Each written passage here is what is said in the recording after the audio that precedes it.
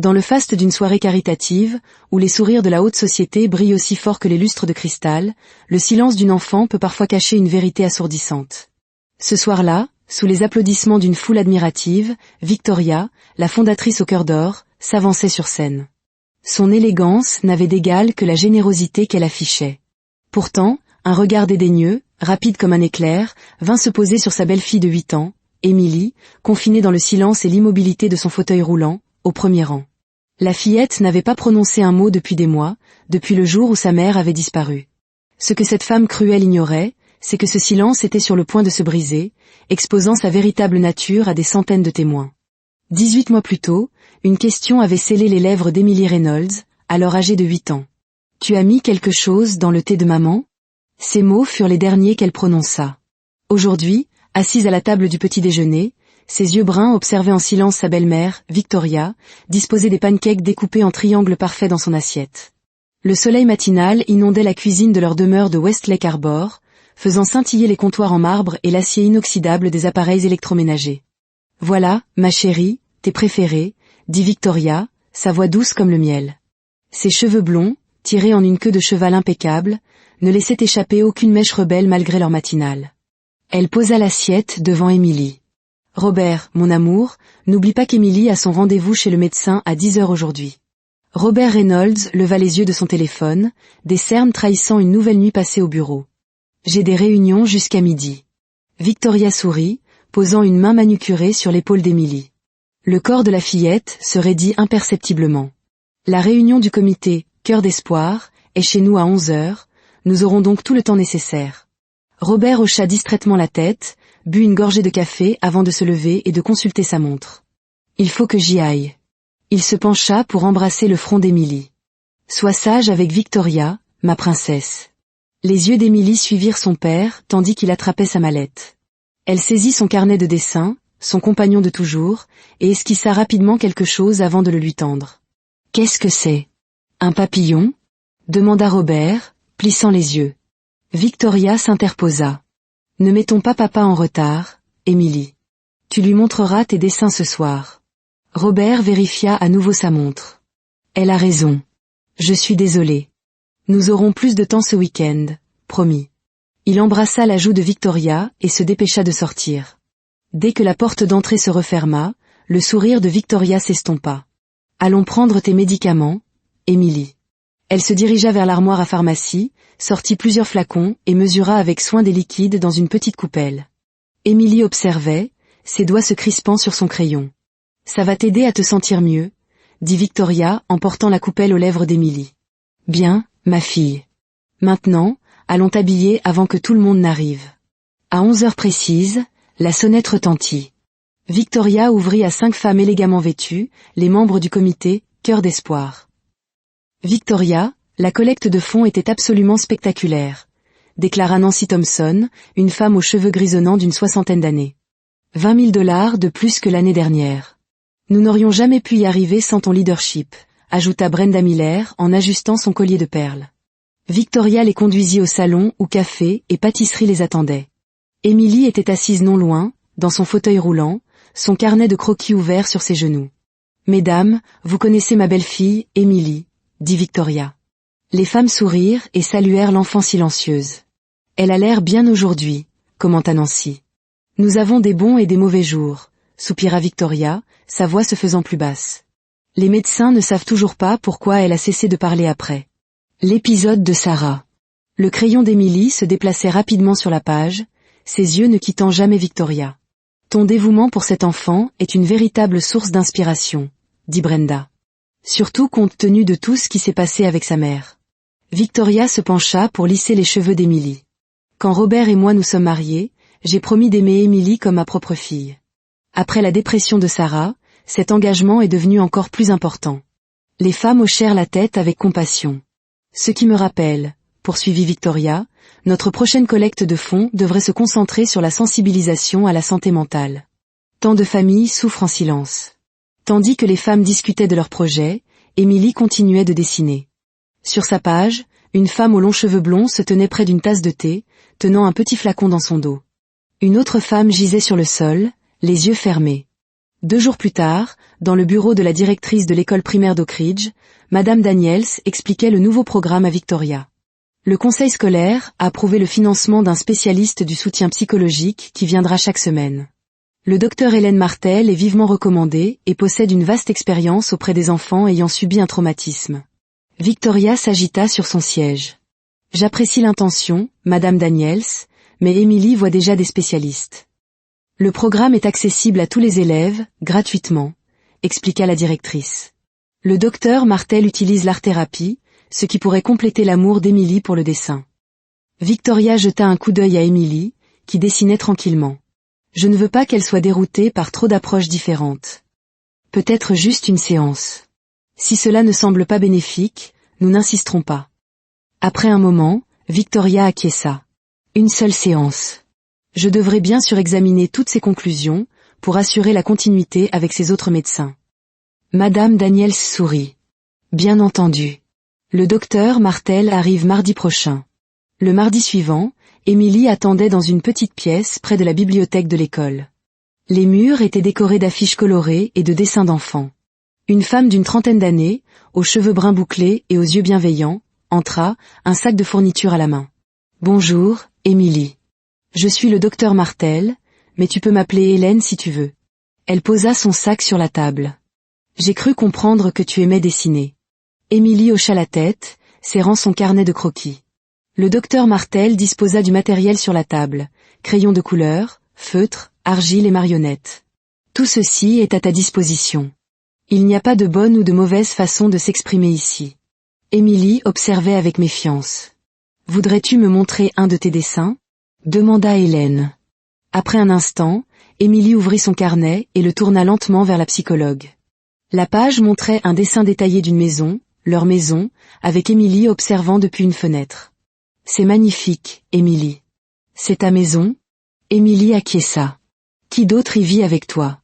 Émilie tourna la page et dessina 3 silhouettes. Un grand homme avec une mallette, une fille en fauteuil roulant et une femme aux longs cheveux.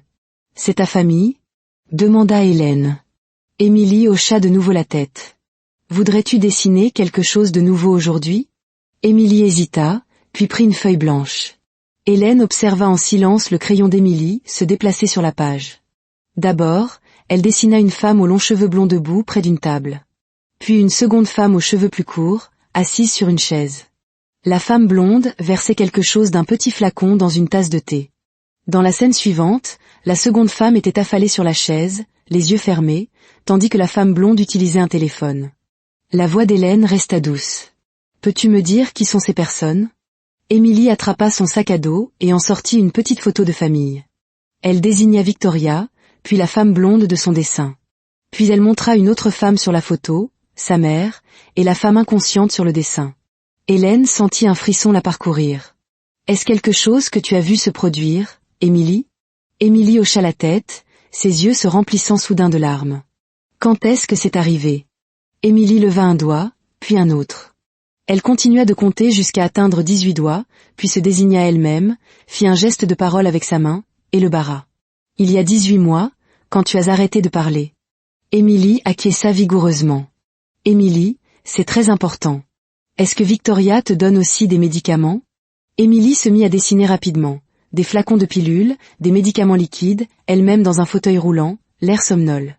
Hélène prit une profonde inspiration. « Tu es très courageuse de partager ça. Je vais t'aider, Émilie. Je te le promets. » La porte s'ouvrit brusquement. Victoria se tenait sur le seuil, son sourire parfait n'atteignant pas tout à fait ses yeux. « J'espère que je ne dérange pas, » dit-elle d'un ton suave. « Émilie a un rendez-vous chez le médecin cet après-midi. J'ai pensé venir la chercher un peu plus tôt. » Hélène se leva, se positionnant entre Victoria et les dessins. Nous faisions juste connaissance. Émilie a beaucoup de talent. Oui, elle a une imagination débordante, répondit Victoria en se dirigeant vers le fauteuil d'Émilie. N'oublie pas ton sac à dos, ma chérie. Émilie referma rapidement son carnet de croquis, son regard croisant celui d'Hélène avec une peur indéniable. J'aimerais programmer une autre séance la semaine prochaine, dit Hélène. Nous faisions d'excellents progrès. Victoria poussa le fauteuil d'Émilie vers la porte. Nous vérifierons notre agenda. Les besoins médicaux d'Émilie nous tiennent très occupés. Alors qu'elle partait, Hélène glissa le dessin d'Émilie dans son dossier, son esprit tournant à plein régime. Quelque chose de très grave se passait dans la maison des Reynolds, et elle devait découvrir quoi avant qu'il ne soit trop tard. Ce soir-là, assise à sa table de cuisine, Hélène Martel fit des recherches sur la famille Reynolds. Des articles de presse relataient la soudaine dépression nerveuse de Sarah Reynolds, 18 mois auparavant. Des articles plus récents louaient l'œuvre caritative de Victoria et son dévouement envers sa belle-fille handicapée. Une photo attira son attention. Victoria et Robert Reynolds, avec Émilie entre eux dans son fauteuil roulant. Victoria rayonnait, tandis que Robert semblait fatigué mais fier. L'expression d'Émilie était vide, son regard perdu hors champ. Hélène composa un numéro. Jacques, c'est Hélène Martel. J'ai besoin de ton aide. Oui, il s'agit d'un enfant. Je pense qu'elle est en danger. Au manoir des Reynolds, Victoria était assise sur le bord du lit d'Émilie, lui brossant les cheveux avec des gestes lents et mesurés. Tu as de si beaux cheveux, Émilie. Tout comme ta mère, dit Victoria. De quoi avez-vous parlé aujourd'hui avec cette psychologue? Émilie resta immobile, les yeux fixés sur un point du mur. Lui as-tu montré tes dessins? La voix de Victoria se durcit légèrement. Lui as-tu dit quelque chose? La brosse s'arrêta à mi-course. Souviens-toi de notre accord, Émilie. Les médecins ne comprennent pas toujours les petites filles spéciales comme toi. Ils pourraient t'emmener loin de papa et de moi. Tu ne voudrais pas ça, n'est-ce pas? Un léger coup à la porte les interrompit. C'était Robert, toujours en costume. Désolé, je suis en retard. Réunion du conseil. L'expression de Victoria s'adoucit instantanément. Nous comprenons, n'est-ce pas, Émilie? Papa travaille dur pour nous. Robert traversa la pièce et embrassa le front d'Émilie. Comment s'est passée ta journée, ma princesse? Les yeux d'Émilie allèrent de son père au mur, puis revinrent. Elle a eu sa première séance avec la psychologue de l'école aujourd'hui, dit Victoria en posant la brosse. Je ne suis pas sûre que ce soit bénéfique. Elle semblait contrariée après. Robert fronça les sourcils. Une certaine spécialiste en art-thérapie, le docteur Martel, soupira Victoria. Je crains qu'elle ne rouvre de vieilles blessures en interrogeant Émilie sur Sarah. Tu sais à quel point ça la bouleverse. Robert passa une main dans ses cheveux grisonnants. Peut-être devrions-nous suspendre ces séances. La dernière chose dont Émilie a besoin, c'est d'un traumatisme supplémentaire. Victoria posa une main sur son bras. C'est ce que je pensais aussi. Émilie a déjà assez de spécialistes. Les doigts d'Émilie se crispèrent sur sa couverture, mais aucun des adultes ne le remarqua. Je parlerai à l'école demain, dit Robert. Inutile de lui imposer un stress superflu. Victoria sourit. Tu es un si bon père, tu fais toujours passer Émilie en premier. En quittant la pièce, Victoria éteignit la lumière, laissant Émilie seule dans l'obscurité, avec ses pensées et son carnet de croquis cachés sous son oreiller. Le lendemain, Hélène Martel reçut un appel de la directrice. Monsieur Reynolds avait demandé le retrait d'Émilie du programme de thérapie. Avec insistance, Hélène plaida pour une dernière séance. Je crois qu'Émilie a besoin de ces séances. Une de plus pourrait faire une différence significative. J'ai des raisons de croire que sa situation familiale nécessite une évaluation plus approfondie. La directrice, bien que réticente, finit par accepter. Le jour suivant, dans la petite salle sécurisée, Hélène s'adressa à Émilie. Je veux que tu saches que c'est un endroit sûr. Rien de ce que tu dis ou dessines ne quitte cette pièce sans ta permission. Elle posa une marionnette sur la table. Parfois, il est plus facile de dire les choses à travers quelqu'un d'autre. Émilie prit lentement la marionnette. Les minutes passèrent en silence. Puis, si doucement qu'Hélène faillit ne pas l'entendre, Émilie murmura « Elle a empoisonné maman ». Les mots restèrent suspendus dans l'air. Hélène garda son calme malgré son cœur qui battait la chamade. « Peux-tu m'en dire plus ?» Victoria l'a fait, murmura Émilie, sa voix à peine audible. Elle a mis quelque chose dans le thé de maman. Puis maman est tombée malade. L'ambulance est venue. Que s'est-il passé après? Victoria a dit à tout le monde que maman était devenue folle. Mais ce n'est pas vrai.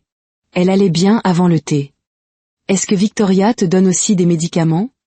Émilie hocha la tête. Ça me rend somnolente. Je ne peux pas bien marcher après. En as-tu parlé à quelqu'un d'autre? Non. Victoria a dit que personne ne me croirait. Que je disparaîtrais comme maman. Hélène prit une profonde inspiration. Je te crois, Émilie. Et je vais t'aider. Promis? Je te le promets, affirma Hélène. Ce soir-là, Hélène rencontra le détective Jack Wilson dans un café discret. « Tu penses que cette femme drogue un enfant ? C'est une accusation majeure, Hélène. » Emily a dessiné Victoria mettant quelque chose dans la boisson de sa mère juste avant son hospitalisation. Aujourd'hui, elle m'a parlé pour la première fois. Elle dit que Victoria lui donne des médicaments qui la rendent faible et somnolente. Wilson sirota son café. Les Reynolds sont des gens puissants. Robert Reynolds a financé la nouvelle aile du poste de police. Je sais que c'est compliqué, mais un enfant est en danger. Les dossiers médicaux de sa mère, Sarah, sont scellés. Elle serait dans une clinique suisse, sans visiteur autorisé. Wilson fronça les sourcils. C'est bien pratique. Fais attention, Hélène. Si tu as raison sur Victoria, elle n'hésitera pas à se protéger. Les jours suivants, l'absence d'Emily à l'école inquiéta Hélène. C'est alors que Tyler, le fils de la femme de ménage des Reynolds, l'approcha. Maman dit qu'Emily dort tout le temps quand elle fait le ménage. Mais parfois, elle se réveille quand Victoria n'est pas là. Il lui tendit une grue en papier plié. Emily m'a donné ça pour vous. Hélène déplia soigneusement la grue. À l'intérieur, écrit en petites lettres, un message, Victoria sait que nous avons parlé. Médicaments supplémentaires maintenant. Aide à trouver ma mère. Hélène rencontra de nouveau Wilson. J'ai demandé le rapport de police de la nuit où Sarah Reynolds a été emmenée. L'appel venait de Victoria, pas d'un médecin. Le médecin qui a signé les papiers d'internement siège au conseil d'administration de l'œuvre de charité de Victoria. Et la clinique suisse. Elle n'existe pas, du moins pas sous le nom que Victoria a donné. Alors, où est Sarah Reynolds ? Je ne sais pas encore, mais je vais le découvrir. Au manoir des Reynolds, alors que Victoria était au téléphone, Emily fit signe à Maria, la mère de Tyler. « J'ai besoin d'aide, » murmura-t-elle. Maria, surprise de l'entendre parler, se rapprocha. « Victoria me fait du mal. Elle a fait du mal à ma mère aussi.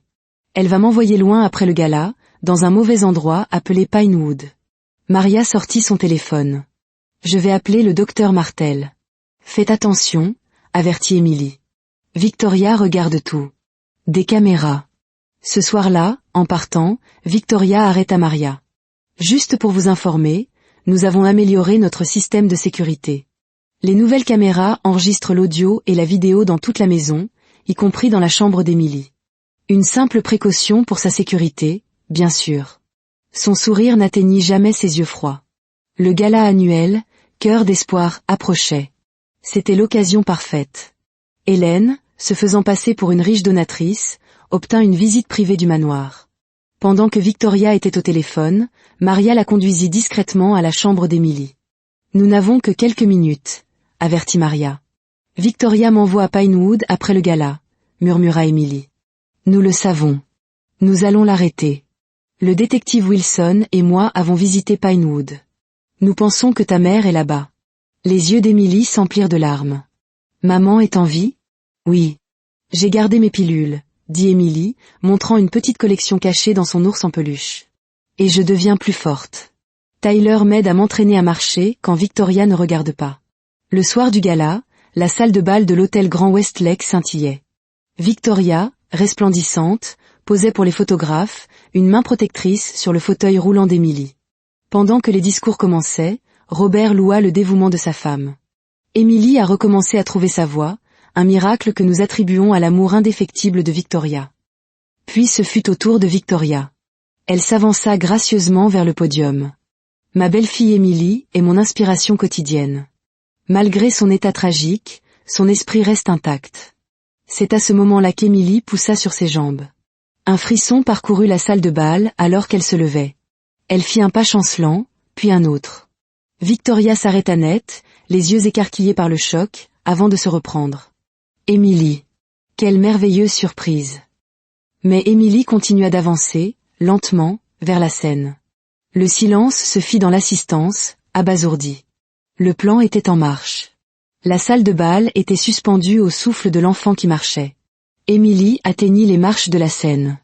Robert se précipita pour l'aider, mais elle repoussa doucement ses mains. « Je peux le faire, papa », dit-elle clairement. Une nouvelle vague de stupeur traversa la foule. Victoria tenta de reprendre le contrôle. « Mesdames et messieurs, quel moment d'émotion.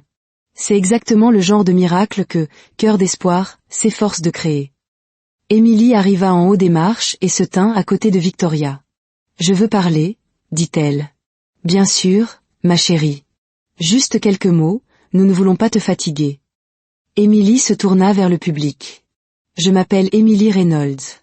Pendant 18 mois, je n'ai pas pu marcher ni parler, mais ce n'était pas parce que j'étais malade. Ma mère n'a pas fait de dépression nerveuse. » Le visage de Victoria se décomposa. Elle tenta de s'emparer du micro, mais Émilie s'y agrippa. « Victoria a mis quelque chose dans le thé de ma mère. Je l'ai vu faire. Puis maman est tombée malade et ils l'ont emmenée. » Des murmures choqués se propagèrent.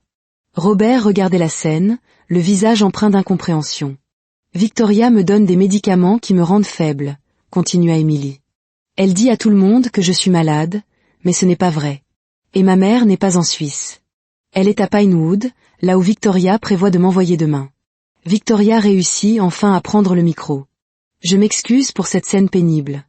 Émilie a subi un traumatisme qui provoque parfois des délires. » Le détective Wilson s'avança. « Monsieur Reynolds, je crois que votre fille dit la vérité. » Détective Jack Wilson, police de Westlake. La contenance de Victoria commença à se fissurer. « C'est absurde. » Maria s'avança à son tour, une petite boîte à la main. « Monsieur Reynolds, ce sont des échantillons des médicaments que Madame Reynolds donne à Émilie. » Victoria se jeta sur la boîte, mais Wilson lui bloqua le passage. Le docteur Hélène Martel les rejoignit sur scène. « Monsieur Reynolds, j'ai travaillé avec Émilie à l'école. Elle m'a révélé que Victoria la médicamentait inutilement. » Émilie sortit des papiers de la poche cachée de sa robe. « Je les ai gardés aussi. » Robert prit les documents, ses mains tremblant en lisant les en-têtes de l'établissement Pinewood. « Sarah n'est pas en Suisse. Elle est à Pinewood depuis tout ce temps. » Le masque de Victoria tomba enfin. « Robert, tu ne comprends pas. Sarah était instable. Elle allait te quitter, prendre Émilie. J'ai protégé ta famille. » « En empoisonnant ma femme ?» La voix de Robert monta, pleine de rage. « Elle allait te divorcer, prendre la moitié de ton argent. Je t'ai sauvé de ça. »« Madame Reynolds, » dit le détective Wilson. « Je vous demande de me suivre. » Victoria recula. « Robert, dis-leur que c'est un malentendu. » Robert regarda sa fille, puis Victoria. « As-tu fait du mal à Sarah? As-tu drogué mon enfant ?» Le visage de Victoria se durcit. « Tout ce que j'ai fait, c'était pour nous. » Alors que la sécurité de l'hôtel arrivait, Victoria se jeta sur Émilie. « Petite garce ingrate. Après tout ce que j'ai fait pour toi. » Robert tira Émilie loin d'elle.